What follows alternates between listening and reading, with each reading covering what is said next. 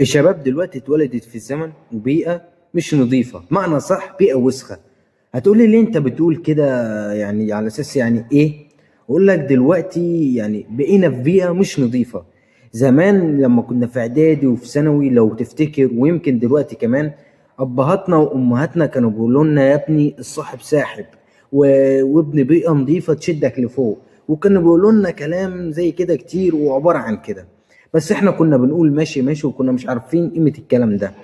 بس الواحد لما بدأ يكبر شوية، بدأ عقله يفهم الدنيا شوية، بدأ يفهم بمعنى صح. لما كان الأول حمار ومش فاهم أي حاجة، ودلوقتي بدأنا نفهم صح.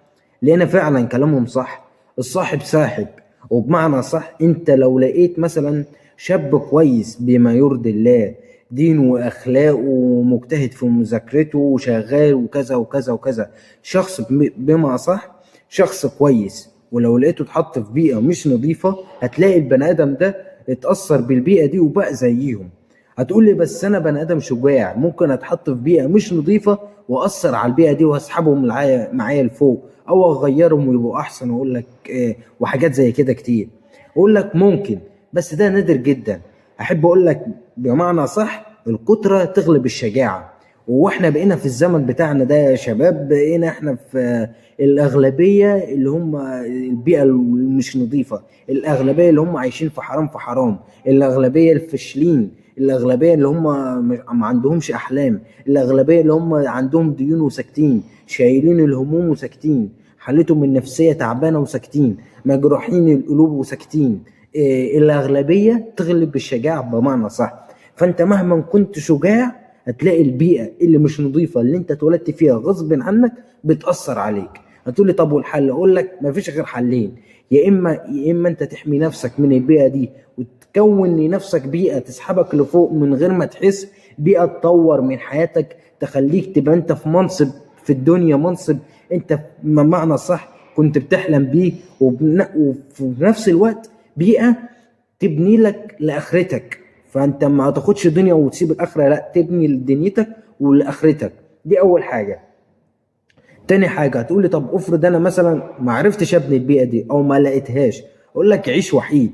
هتقولي يعني اعيش وحيد من غير بيئه؟ اقول لك اه، تعيش وحيد من غير بيئه. انا اعيش وحيد ولا اني عاشر ناس دايما شايله هموم، دايما دايما عايشين في الجرح والاكتئاب، دايما شايفين الايام الحلوه ايام سودة، دايما عندهم احلام بس ما بيحققهاش وساكتين عليها، دايما ناس بمعنى اصح بتشدك لتحت، ناس عايشه في حرام وخلاص، ومش حاسه ومش بتبني لدنيتها ولا لاخرتها. يعني بمعنى صح هيعيش الدنيا بتاعتهم هم في هم وهم في غم، وايام سودة وايام صعبه، وفي الاخر لما يموتوا ما يلاقوش اخره، هيلاقوا نفسهم في الجهنم بعد الهم والغم اللي كانوا شايلينه في الدنيا. ليه؟ علشان ما سعوش ان هم يطوروا من نفسهم، ان هم يحموا نفسهم من البيئه الوسخه دي. دي اول حاجه بالنسبه للشباب. تيجي نتكلم عن البنات كلمتين كده، تلاقي مثلا بنت اصول، عارفه يعني ايه دين، عارفه يعني ايه اخلاق، عارفه يعني ايه فروض ربنا، عارفه يعني ايه ربنا قال لي اعمل واحد واثنين وثلاثه وانا اعمل واحد واثنين وثلاثه. دي تلاقي البنت مثلا في قمه الادب والاخلاق، جميله، لابسه الحجاب زي ما ربنا قال، لبسها واسع.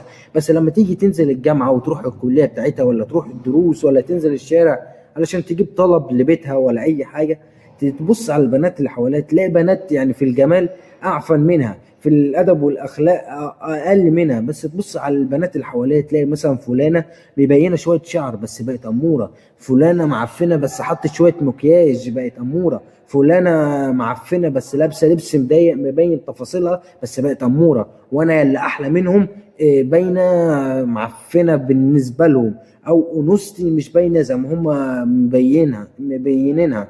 فهتلاقي نفسك انت يا بنت، تلاقي نفسك بتقول لنفسك انا ليه ما اعملش زيهم؟ ليه؟ علشان النفس اماره بالسوء.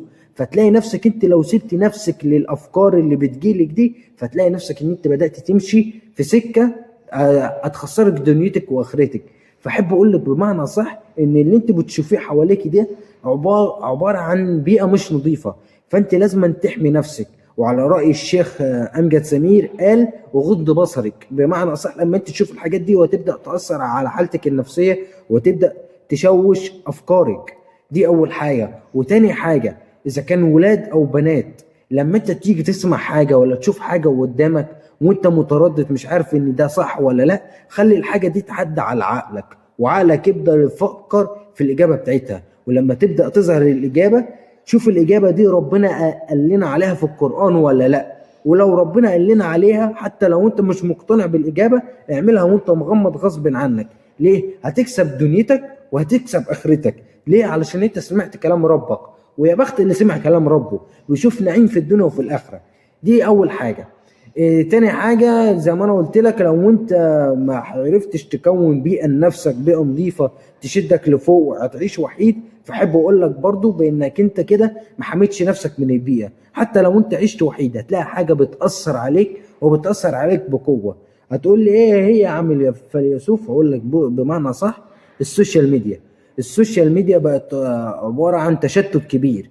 الناس اللي شغالة في التك والتكنولوجي بمعنى صح بقوا بيحاربوا على ان هم يسرقوا وقتك، وعلى انك انت تكون متشتت ليهم طول الوقت، وعلى انك انت ما تسيبش نفسك تطور من نفسك ولا تعمل اي حاجة تفيدك لبكرة.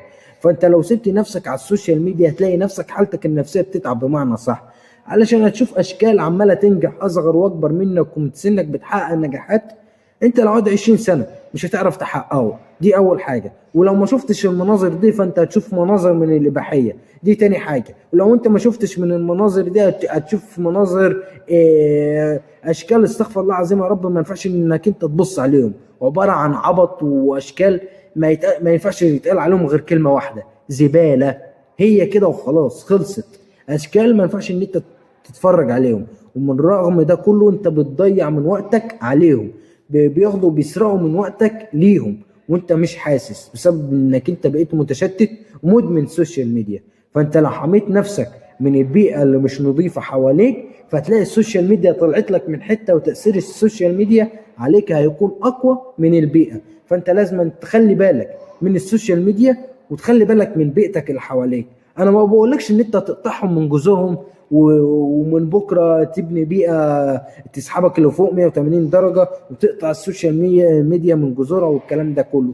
بس بقول لك حاول بانك انت تجاهد نفسك بانك انت تمنع السوشيال ميديا. ولو هتقعد على السوشيال ميديا، تقعد على السوشيال ميديا تسمع في الكورسات ان انت مسيبها عندك بقالها سنين، او تسمع بودكاست يفيدك في النهارده وبكره وفي اخرتك. دي حاجه. تاني حاجه، يا اما تحاول انك انت تقللها، او تشوف حاجات او تتفرج على حاجات بمعنى صح ما تبوظش افكارك، ما تضرركش. يعني بمعنى صح تضيع من وقتك على حاجه انت عارف ان انت بتضيع من وقتك بس انت مستفيد، تبقى ضربت عصفورين بحجر. دي تاني حاجه.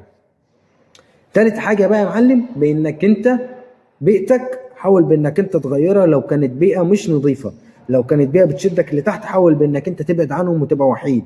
واوعى تقول لي ان انا شجاع واعصر على بيئتي واخليهم انضف. اقول لك الكتره بتغلب الشجاعه، وما تخشش في حرب انت قدها. عايز اقول لك على حاجه، الفيديو ده لو ما فيش حد شافه، انا عن نفسي مش فارق معايا. ليه؟ علشان الفيديو ده انا انزله على قناتي على اليوتيوب، وفي يوم من الايام لما انا الاقي نفسي ان انا مش قادر احقق احلامي، ولا انا الاقي نفسي ان انا مدمن السوشيال ميديا ومش قادر ابطل، ولا الاقي نفسي ان انا حاطط نفسي في بيئه مش نظيفه، بيئه بتشدني لتحت من غير ما احس، ابدا اتفرج على الفيديو ده وانصح نفسي بنفسي علشان اغير من حالتي، واغير من حالتي النفسيه والماديه والمعنويه، وعلشان ابني لبكره حاجه انا عاوزها في المستقبل. فبمعنى صح حاول بانك انت تتغير وتغير بيئتك اللي حواليك.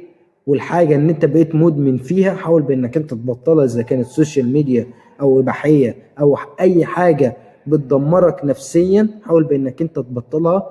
ومع التدريج ومع الايام هتلاقي نفسك بانك انت منعتها باذن الله. نصيحه من اخوك الصغير، حاول بانك انت تطور من نفسك حاجه، لو حاجات بسيطه كل يوم. مع نهايه السنه ولا مع نهايه وقت معين تلاقي نفسك ان انت اتطورت وبقيت احسن من الاول. وابدا من النهارده بدل ما تبدا من بكره. وبس كده، وربنا يوفق الجميع. سلام.